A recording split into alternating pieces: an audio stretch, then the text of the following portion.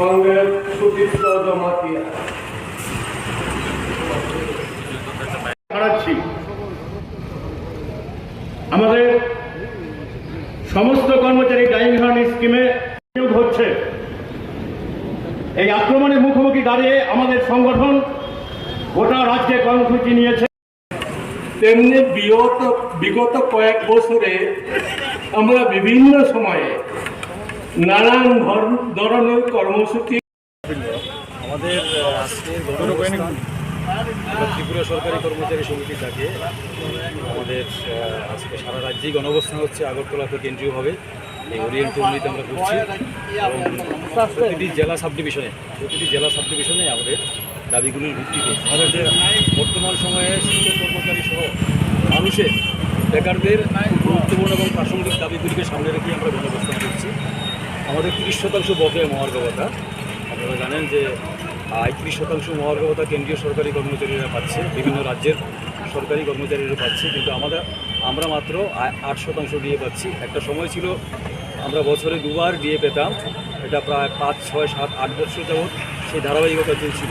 কিন্তু 2018-এর পর থেকে আমরা দেখেছি, পরিবর্তনের পর থেকে আমরা এখন পর্যন্ত 3 কিস্তি 3% এবং 5%, 2 কিস্তিতে আমরা 8% ডিএ আমরা পেয়েছি। আমাদের একটা মূল দাবি, আমাদের দাবি হচ্ছে বিভিন্ন সরকারের বিভিন্ন প্রশাসনে হাজার হাজার শূন্যপদ খালি পড়ে আছে, নিয়োগের কোনো উদ্যোগ নেই। এই ইদানিং আমরা দেখছি যে শেষ সময়ে যখন আরেকটা নির্বাচন, এই 1-2 মাসের মধ্যে একটা নির্বাচন, শেষ সময়ে দেখছি একটা এই নতুন নিয়োগের একটা উদ্যোগ নেওয়া হয়েছে, কিন্তু এটা কবে সেই প্রক্রিয়া সম্পন্ন হবে তার, কিন্তু হাজার হাজার বেকার পড়ে আছে, তাদের কোনো চাকরি সংস্থান নেই। আমরা এই দাবিটা আমরা যে এই যে বিভিন্ন সরকারের যে বিভিন্ন দপ্তরে যে প্রশাসনে হাজার হাজার শূন্যপদ পড়ে আছে, এই দাবিগুলিকে এই শূন্যপদ অবিলম্বে পূরণ করে বেকার যুবক যুবতীদের কর্মসংস্থান আমাদের করতে হবে।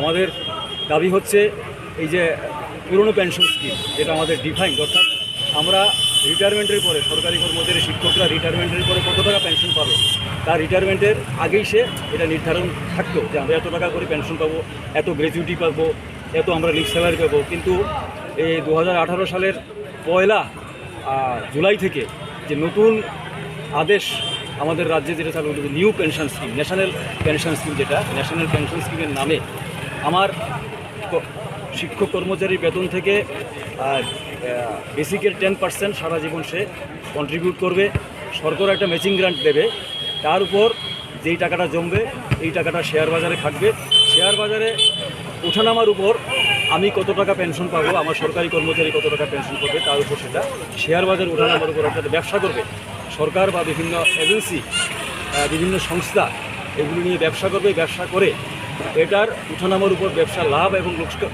লোকসানের উপর পেনশন, কত টাকা পেনশন তার ডিপেন্ড করবে, কিন্তু অর্থাৎ নিশ্চিত কোনো পেনশন নেই।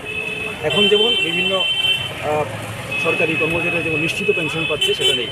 প্রতিশ্রুতি মতো আমাদের যে পূর্ণাঙ্গ 7ম বেতন কমিশনের যে সুযোগ সুবিধার যে প্রতিশ্রুতি দেওয়া হয়েছিল ভিশন ডকুমেন্টে, এটা কিন্তু আমাদের কাছে অধরা রয়ে গেছে।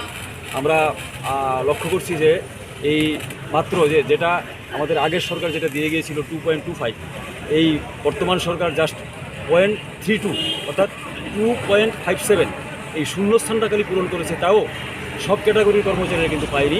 2.57 সব ক্যাটাগরির কর্মচারীরা পায়নি। কোনো ক্যাটাগরির কর্মচারী 2.50 পেয়েছে, 2.45 পেয়েছে, 2.37 পর্যন্ত পেয়েছে, কিন্তু সবাইও তার মধ্যেও 2.57 সমস্ত অংশের কর্মচারীরা আপনার পাননি। 900 কেস, এটা আগে একটা সময় ছিল যে শিক্ষক কর্মচারী, সরকারি শিক্ষক কর্মচারী লাস্ট ডেট অর্থাৎ তার চাকরি জীবনের শেষ দিনে যদি সে কর্মরত অবস্থায় মারা যায়, তার পরিবারের কর্মসংস্থানের উপযোগী যদি কোনো প্রার্থী থাকে, তার স্ত্রী অথবা ছেলে অথবা কোনো সন্ততি বা ডিপেন্ডেন্ট কেউ একটা চাকরি পাবে।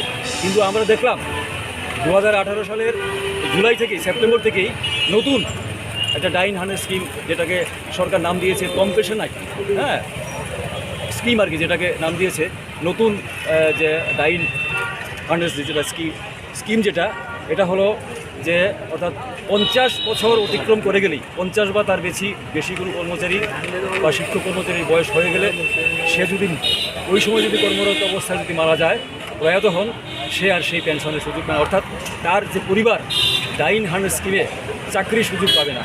অর্থাৎ এটা অত্যন্ত মানে আপনারা যেটা বুঝবেন যে বাস্তব পরিস্থিতি হলো এটাই, এই যে অর্থাৎ 50-এর পরেই মানে 50 বা তারপরেই শিক্ষক কর্মচারী যারা আছে প্রশাসনে, তাদের এই স্টেজটা আস্তে আস্তে এটা হচ্ছে সবচেয়ে বেশি সেন্সিটিভ স্টেজ।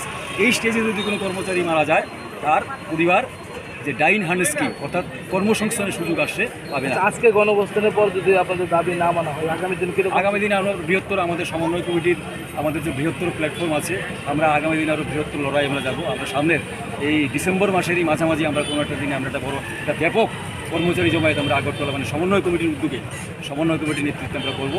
হ্যাঁ, আমাদের সমন্বয় কমিটির চেয়ারপারসন, চেয়ারম্যান এবং জেনারেল সেক্রেটারি আছে। আমরা আগামী দিনে আরও আমরা এই টিজি হচ্ছে সমন্বয় কমিটির একটা পাইওনিয়ার সংগঠন। আমরা সার্বিকভাবে সমস্ত রাজ্যে আমরা একটা বিরাট মানে ব্যাপক আমরা একটা আন্দোলন যে আমরা রাজ্য সরকারকে আমরা বলবো এটা আমাদের ন্যায্য দাবি, এটা আমরা গণতান্ত্রিক উপায়ে আমরা আন্দোলনের মাধ্যমে আমরা আমাদের দাবি আদায়ের আমরা চেষ্টা করবো। আমাদের নিশ্চিত যে আমরা দাবি আদায় আমরা করে আমরা ছাড়ব। আপনার নামটা? আমার নাম পীযূষ কান্তি, টিজি এর জেনারেল সেক্রেটারি।